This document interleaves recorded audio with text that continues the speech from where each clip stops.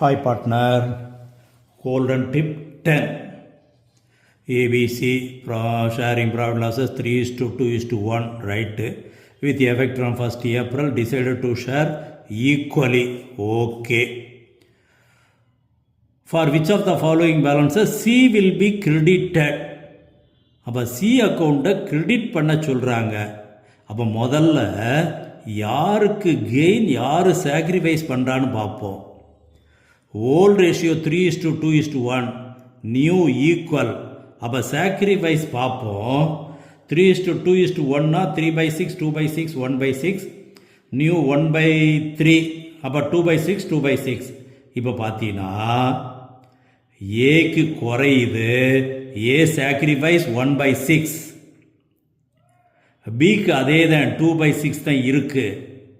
சிக்கு கூடுது, 1/6லேருந்து 2/6 ஆயிடுச்சு. அப்போ அவருக்கு கெயின். அப்போ சி கெயின் பண்ணுறாரு. இப்போ கொஸ்டின் என்ன? C will be credited. எப்போ சி அக்கௌண்ட்டை கிரெடிட் பண்ணுவோம்? அவர் கெயின் பண்ணும்போதுனா லாஸ் வந்தாத்தான் அவர் அக்கௌண்ட்டு கிரெடிட்டு. இது கோல்டன் பாயிண்ட் 4ல டிஸ்கஸ் பண்ணியிருக்கோம். If loss sacrificing partner account debit, gained partner account credit.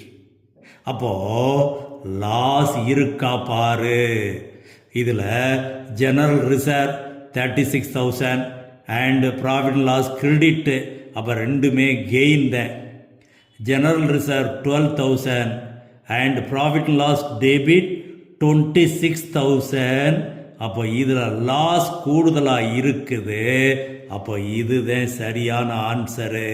இருந்தாலும் அடுத்ததையும் கொஞ்சம் பார்த்துருவோம்.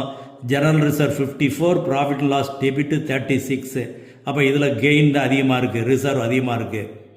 General reserve 12, profit loss credit. அப்போ ரெண்டுமே. அப்போ B is the correct answer.